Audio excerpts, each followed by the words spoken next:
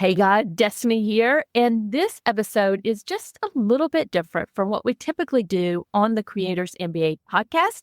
And in this episode, I am being interviewed by Gabe Cox with the redhotmindset.com.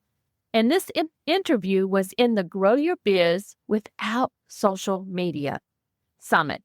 I know you are going to absolutely love this episode. So let's jump right in and get started. Do you feel trapped in the cycle of social media, constantly posting, chasing algorithms, and still not seeing the results you want?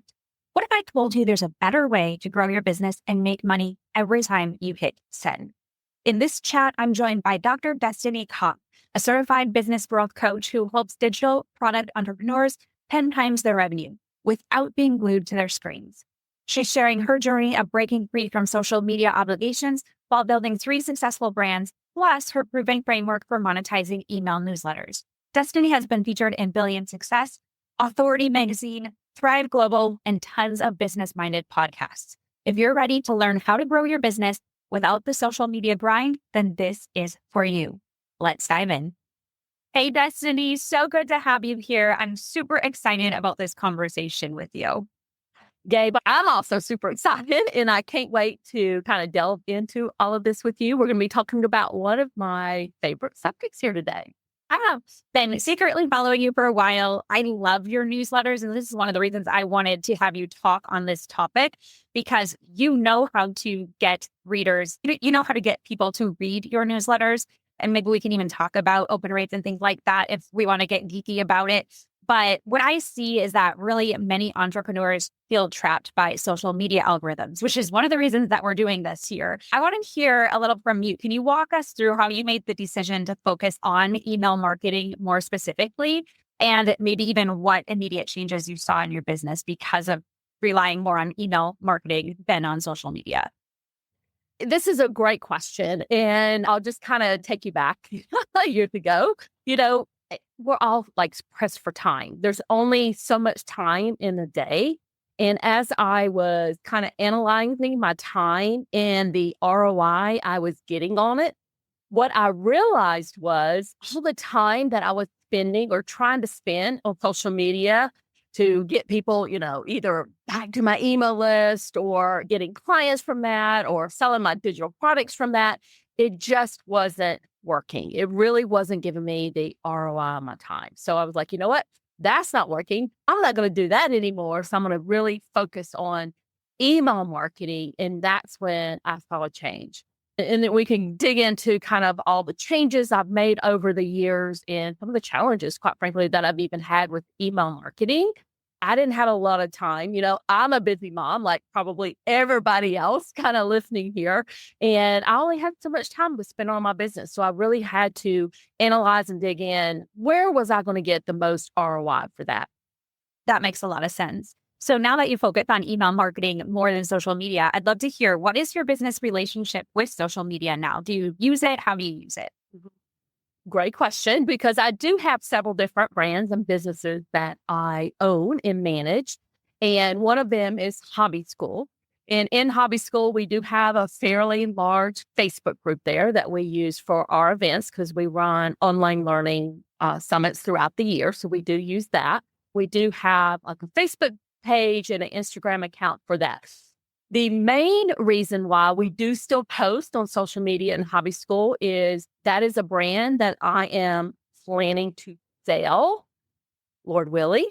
I'm planning to sell in like two years. And I know that the buyer for that brand is going to want a social media presence.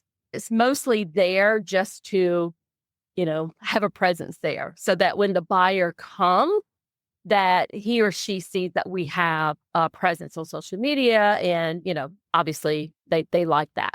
So that's really the main reason why we're doing that for Hobby School. Now for my personal brand, I put up a 9 grid on Instagram. I do use Pinterest, but I don't really consider Pinterest necessarily a social media. I consider that more of a SEO search engine, search and discovery type platform. One of the areas that I may kind of dip my toes in a little bit this upcoming year is LinkedIn, because I do have some offers in my personal brand, one of them in particular, which is my newsletter Profit Club, that I know that people on LinkedIn are definitely going to be interested in. Now, I haven't really done that much there, but that is on kind of my future plans, if you would, for that brand. Okay, that makes a lot of sense. And what I heard in what you were saying is that you're very purposeful with where you are and why you're there. So that way you can have the ROTI, the return on time invested, right? And so that I think is a huge mindset shift that we need to have as entrepreneurs as we delve into the online space. So I know that we're going to talk email newsletters, but obviously we need to have a way for people to get on our email newsletters. So I just love to hear, what are your favorite ways outside of social media to bring people in? Definitely collaborations. I think that all of us would agree that collaborations are key there. And there's tons of ways you can do that. Like we have the newsletter Profit Club collaboration app where people can go in and enter their newsletter information, find other people to collaborate with and do freebie swaps with. You can do summit bundles. You can just go find one of your peers and say, do you want to do a freebie swap? I did one of those this past week. You can also do paid advertising. Some people pay to actually get on my email list, right? They'll pay, do like a sponsored post, go sign up for this. I've done several of those already as we're recording this, and it's 2025. We've only been here, a month or so. I've already done several of those this year myself. So free stuff, paid stuff, honestly, it all works. Yeah, love it. So tell me a little bit about what mistakes you see entrepreneurs making with their newsletters. Do you see like a rolling theme at all? Well, we could really go on and on all day about this, but and I've made these mistakes also myself. So I'm not really pointing fingers at anybody. One of the things that I see a lot of people making is giving away free gift after free gift after free gift in their newsletter. And my philosophy is, and I'm not saying you should never do this or you should never provide value in your newsletter. I am not saying that at all. But when you're giving away stuff, every single week, and you train your audience basically that your newsletter is basically a freebie fest, that's going to put them in the frame of mind so that when you're ready to sell, they're like, why isn't this free? Why is she charging for this? Some of the things I have, and I've done a lot of newsletter audits over the past year, and I've seen people like having the banner at the top of their email list, free resources or free gifts. So what happens when you do that in your newsletter, basically people are going to see that at the top. They're going, oh, I want to go get that. They're going to click on that, go to your website, your landing page, or wherever you put those free gifts, and they're never going to come back to your newsletter because something's going to happen, right? They're busy. The dog's barking, the UPS guy's going to show up, or the dinner's on the stove, or their kids are tugging at their legs. So they're just never going to get back to the important content in your newsletter. So that is one of the big mistakes I see actually a lot of very seasoned business owners making. It makes a lot of sense because we're essentially training them with what we want or what we expect of them. And if all we train them on is free stuff, they're never going to be like nurtured to buy.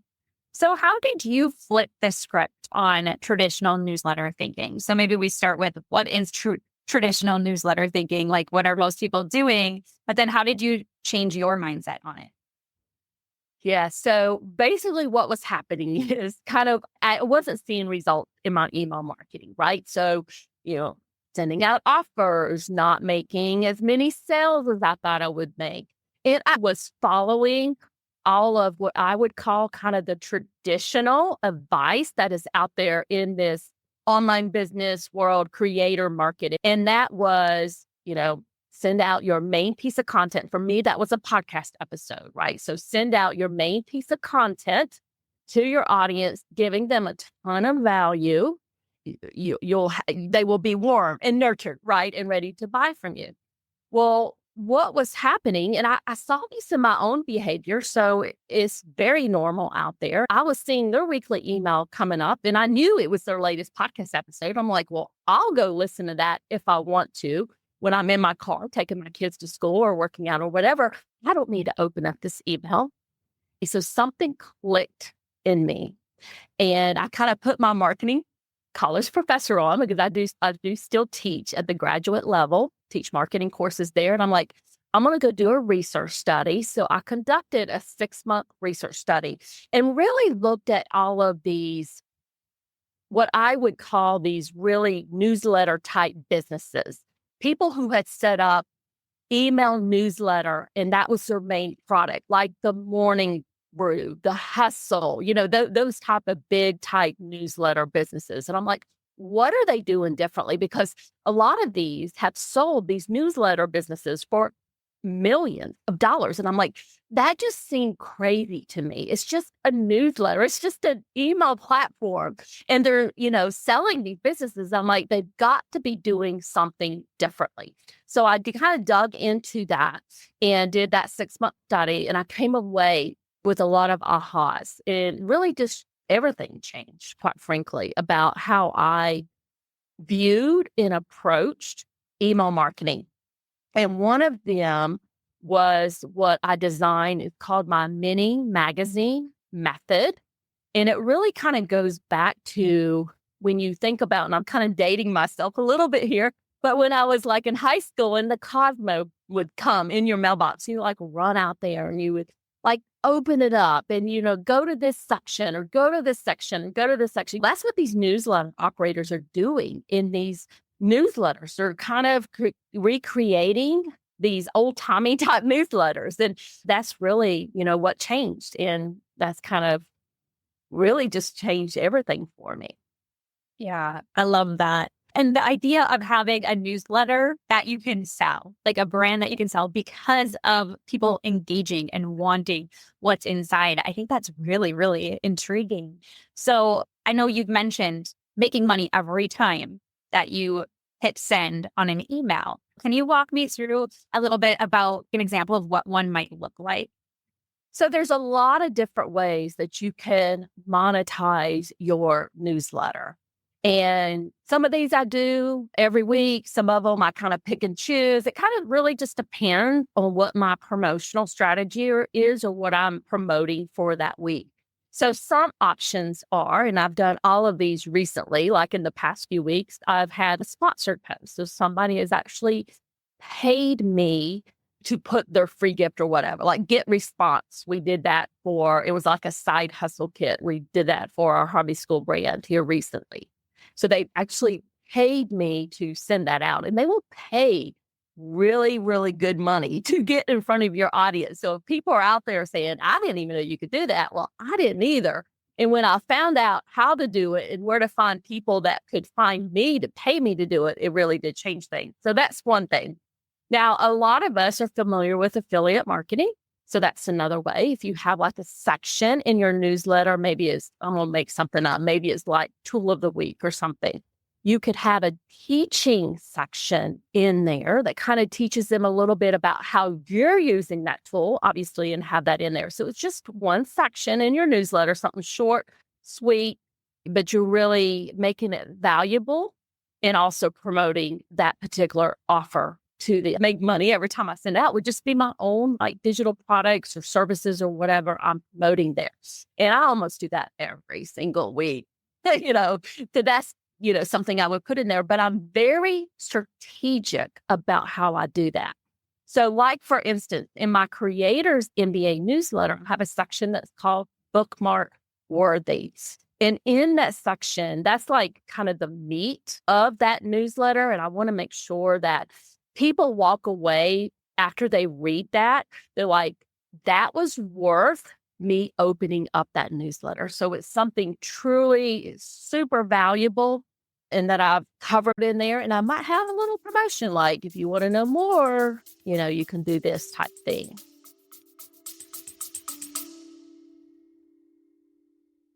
Hey there, Destiny here, and I'm the host of the Creators MBA podcast. And this episode is brought to you by HelloContent.shop, your go-to destination for content creation in your online digital product business. I understand how busy you are as an online business owner. I am right there with you.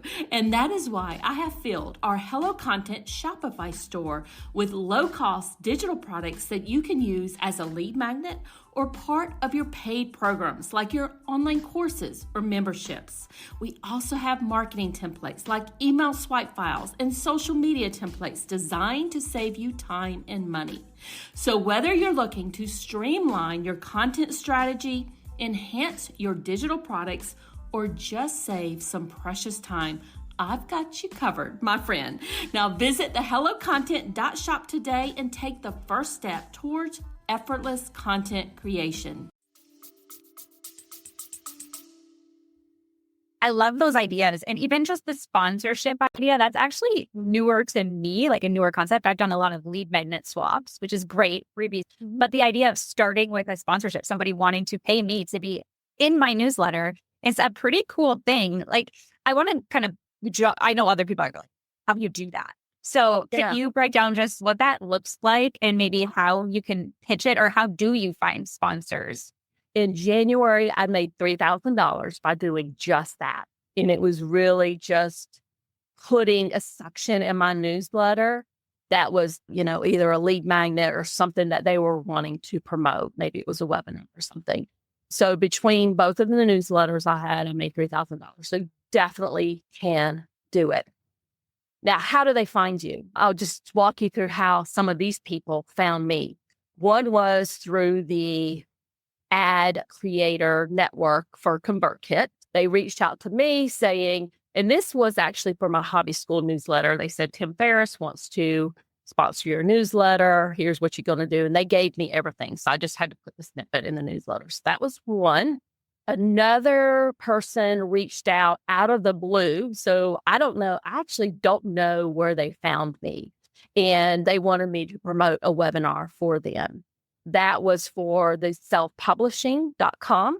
So that was, and we kind of went back and forth, came up to an agreement, and I said, I will, do it for X amount. So we did that. Passionfruit.me is passion, FROOT.me. And you can put that in the show notes if you want. I actually have my newsletters there, and I do get a lot of people that are reaching out to me wanting to do like sponsorships there. So that's another place that they found me. And I think 2 of these sponsors that paid me in January found me through Passion Fruit. Do you have a little note in your newsletter, like where the sponsorship is about becoming a sponsor or anything like that? I don't. It's something I certainly can do. Sometimes like in our hobby school brand, we'll send out emails to some of our past speakers and our affiliates saying, here are some ways that you could either collaborate with us or get your name out. And so we'll do that. Sometimes we'll put in blurbs if you want to like collaborate or sponsor, here's the options there. But I don't normally include that as a normal kind of section in my newsletter. Okay, very good. So I know you've built multiple 6-figure brands, primarily through email, which is amazing.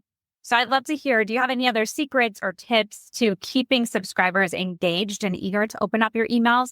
Because there is so much competition out there. And so everyone gets so many emails every day. How do you get them to click on yours?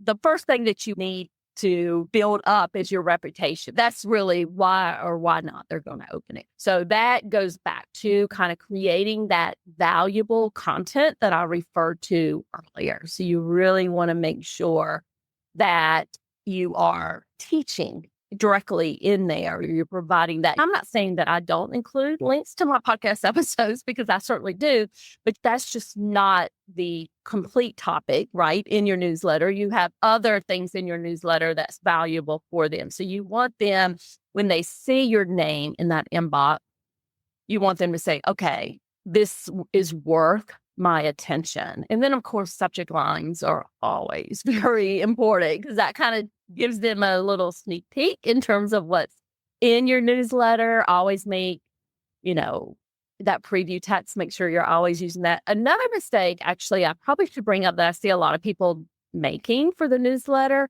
is they'll put like the newsletter name in the subject line. That valuable real estate, you don't want to do that. So if you're doing that, that's something you'll definitely want to change.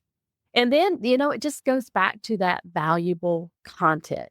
You want them to be basically save your emails in a special Gmail folder. And that's kind of what I teach. When I actually made the change in my email newsletter, how I knew that I had really kind of hit the nail on the head, if you would, is I had people emailing me back saying, Destiny, your emails are so good. I save them all in a special folder in my email system. And I'm like, okay, so now I know that's working. I love that. Have a little Destiny folder. Yeah.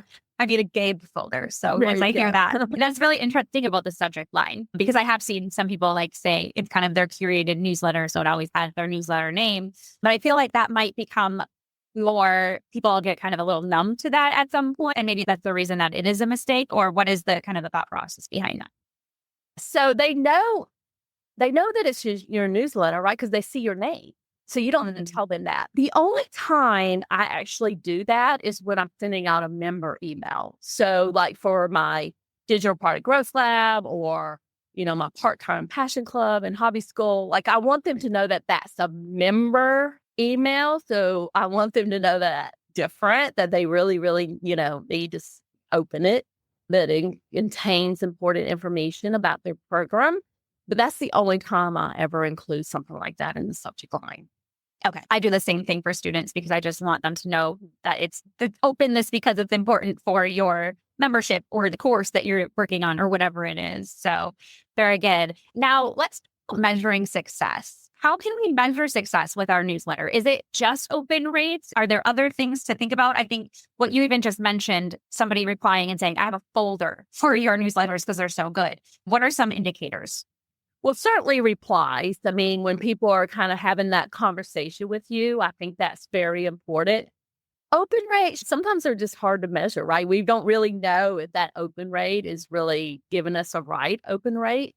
Clicks are important because, going back to the sponsors that we talked about before, they're going to want to know how many clicks you're going to be able to send over to them. That's going to be basically how you can measure how much you can charge. So that's one of the most important things.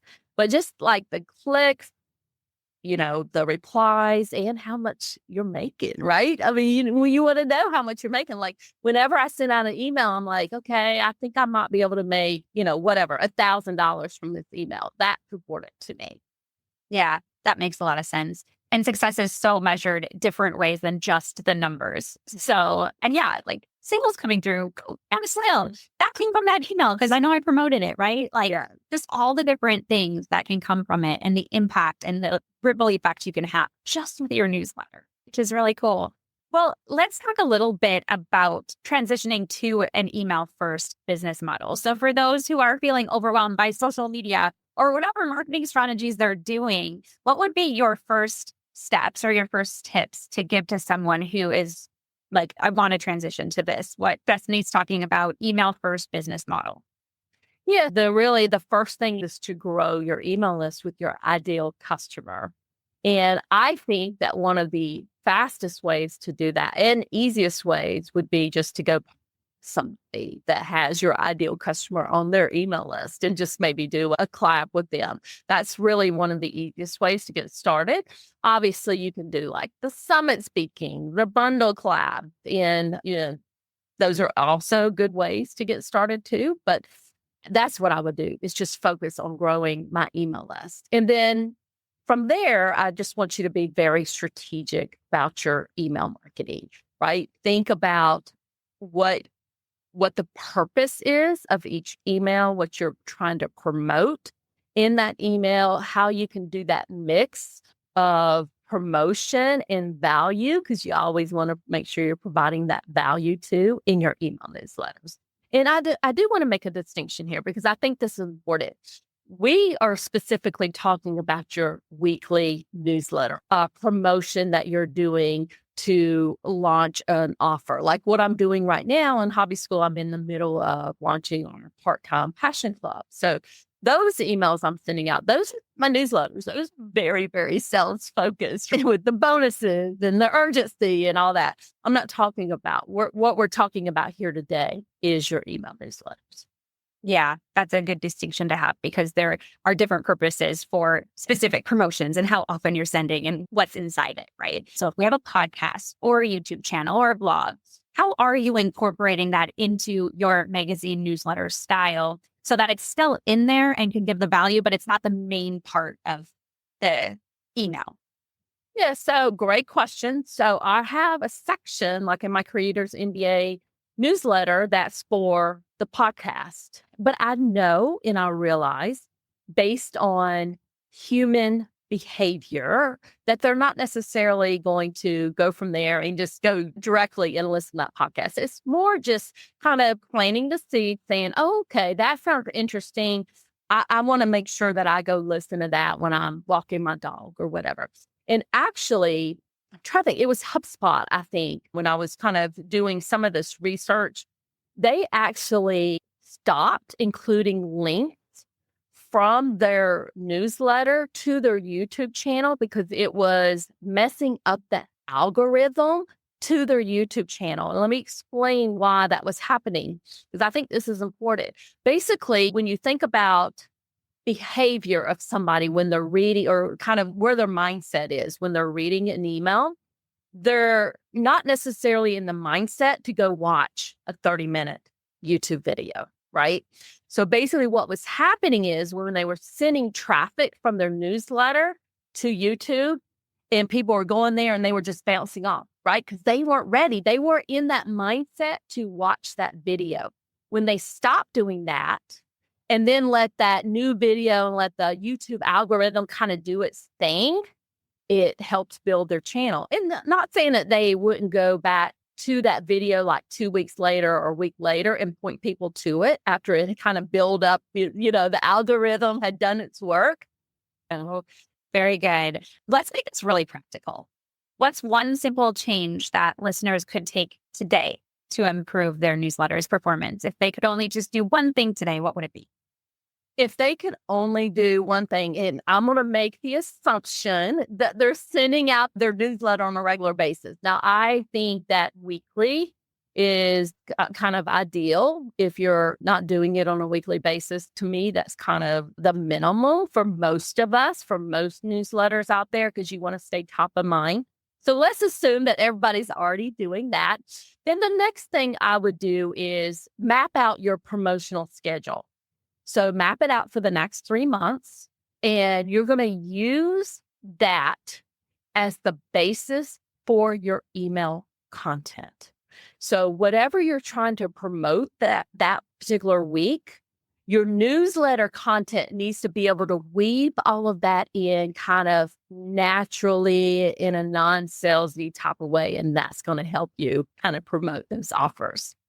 Destiny, like so many tidbits, so many little gold nuggets. And I know that you are not leaving anyone empty handed. You have the newsletter profit calculator that they can go download for free. Tell us a little bit about what that does.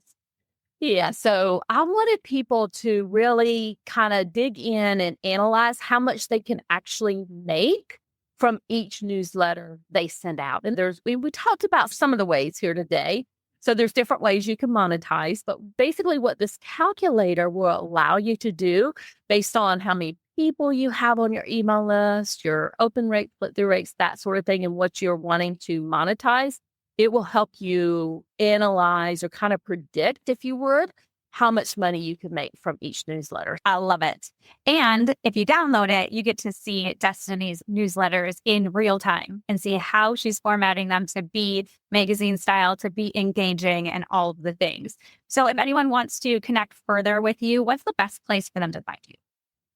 So the best place, which you've already mentioned it, right? It would be my email newsletter, my Creators MBA email newsletter. The other place would be the Creators MBA podcast. Definitely check that out. If you're a podcast listener, I'd love to see you there. Thank you so much for hanging out with me today.